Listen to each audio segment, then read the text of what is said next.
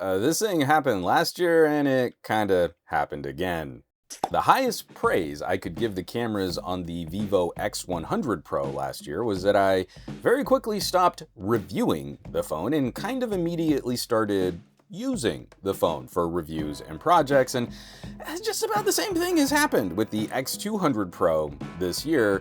But the conversation is a little more complicated in terms of optics. This is currently at the top of my list for best camera experience from a phone launched this year. We'll need to go hands-on with the Xiaomi Ultra to see how that competes, but now for the globally released phones, it might be the best premium performance per price. If I were to import, I can currently get the Chinese version of this phone for $900 versus the $1,200 a Xiaomi Ultra would cost. And depending on region and on currency exchange, the global version is maybe gonna run you about $100 more. Here in the USA, I'd drop $1,300 for a Pixel Pro XL or $1,400 MSRP for a Galaxy Ultra. I'd definitely take the Vivo over a Pixel for getting my work done. Vivo maintains a brilliant hardware and software combination that straddles that line between point-and-shoot easy and full manual mode specific. But for being one of the best phones launched this year, it might face its toughest competition from last year's Vivo. Now, getting into the hardware, we take one big step up and one moderate step down. The ultra-wide sensor remains the same. It's a 1/2.76-inch type sensor paired with a 15mm equivalent lens. It's becoming the sensor I use the least, but I do like having a more complete focal range. When I need an ultra-wide, it's good to have a nice ultra-wide. Now, the wide sensor is where things get sticky. The 23mm equivalent lens is paired with a smaller sensor than last year's phone.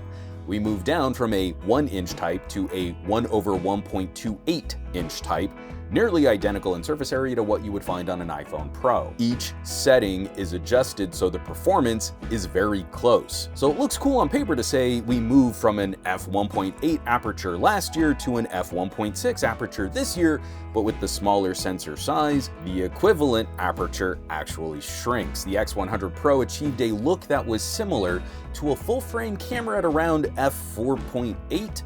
The X200 Pro will look a little tiny bit different, similar to a full frame at f5.6. We're talking equivalence. It's not literally that kind of optical performance, but it is a half stop in terms of depth of field, the look of the photo. And it also introduces some challenges for light and flaring that we'll talk about later. I am a little bummed by that, but that's tempered by the new telephoto, which I really love. The new telephoto is a massive sensor, and the least interesting part of it is the silly 200 megapixel resolution. The sensor is the same size as the main camera on the Oppo Find X8 Pro, giving us an equivalent field of view as a full-frame camera with an 85mm lens at f10. It's a shorter optical reach than last year, but the X100 Pro had an equivalence of 100mm at f15. This is brutal photography hardware. But a camera review needs to be more than just reading off all the specs and counting up all the megapixels. We gotta take a look at some samples.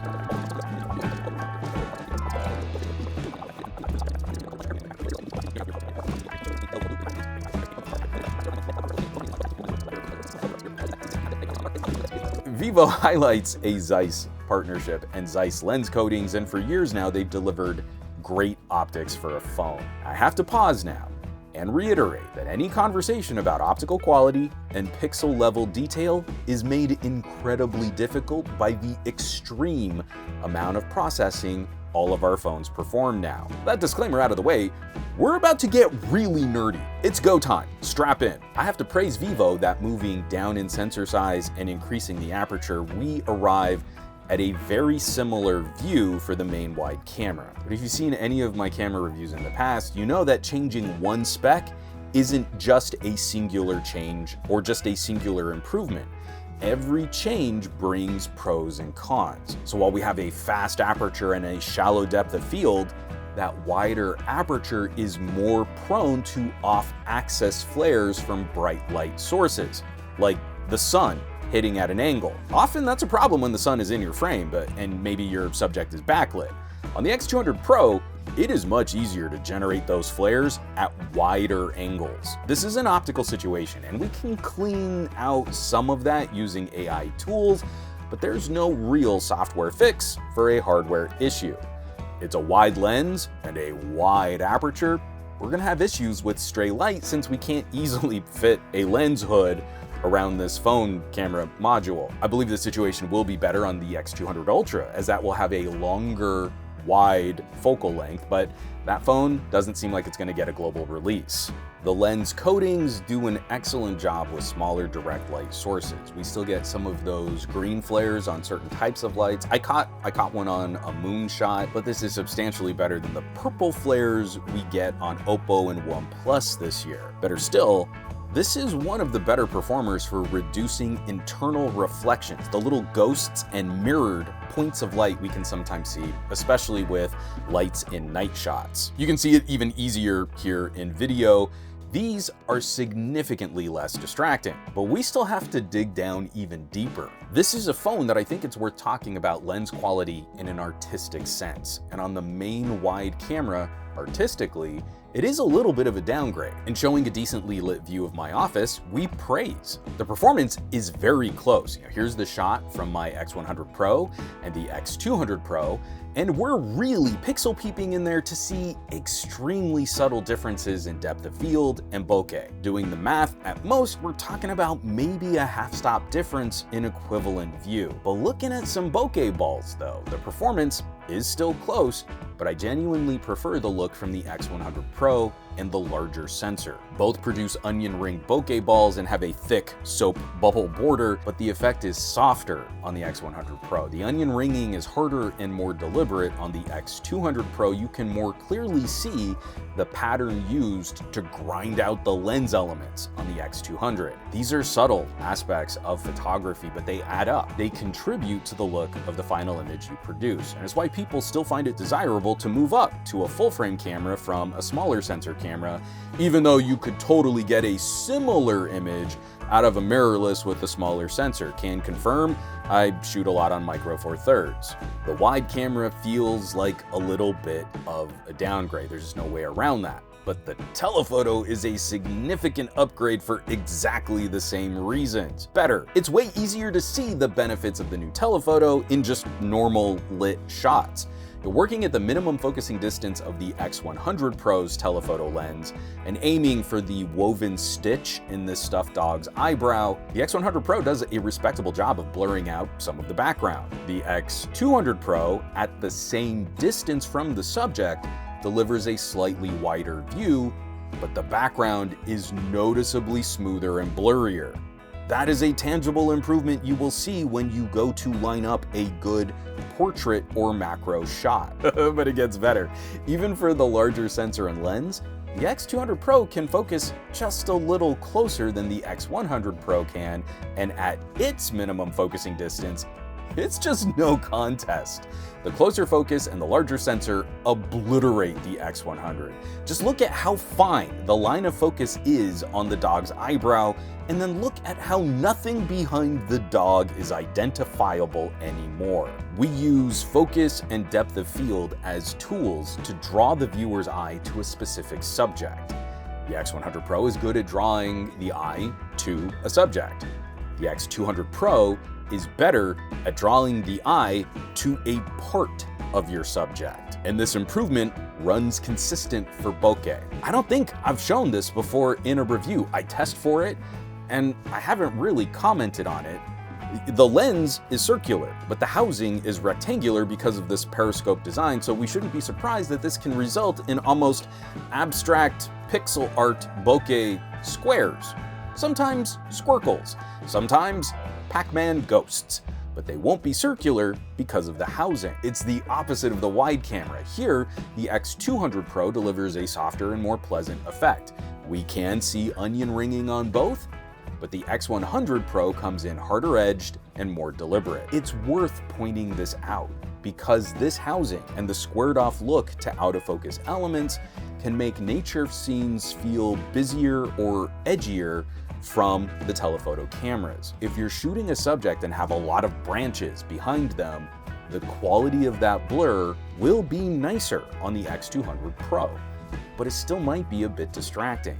And it's worth staging your shot with your subject closer to the camera and putting more distance between the subject and the background. It is ludicrously stupid to hold up one of these camera-centric premium or ultra phones and just handle it like some cheap entry-level device, because that's what stupid basic people do. I won't even tap to focus on the screen in my camera comparisons because average consumers. The reason you move up to something like this is because it is starting to displace nicer bridge cameras.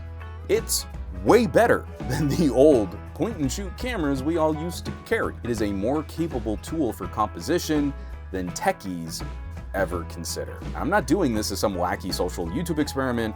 I would not be satisfied with garbage output just to tell you, oh, be impressed because I shot this from a phone. I've gone mostly mobile in my production because these cameras are nearly directly competing with the kinds of images I might get out of my Micro Four Thirds gear at a fraction of the cost, significantly lower pack weight, and the workflow is a lot faster. I feel I can skip a dedicated macro and bokeh section, as that lens quality conversation we just had is probably sufficient.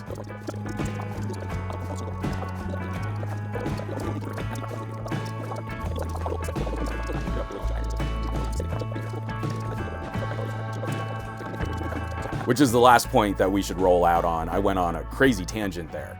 I think the main competition for the X200 Pro is not from another manufacturer, it's from last year's X100 Pro. I love the improvements to the telephoto and 4K 120 video, but there are numerous situations where I prefer the look of the 1-inch type sensor. For as much as I can praise the value of the X200 Pro, you might be able to score a great deal on an X100 Pro right now. And it's a battle of pros and cons, and when we factor in prices, I don't believe it's as easy to declare an outright winner. Now, 2025 in general is really complicated for that year-old phone strategy, and specifically here, Vivo is a critical demonstration of that idea. But focusing in on phones released this year, it's extremely difficult to line up another competitor in this price bracket that gives this phone a tough challenge.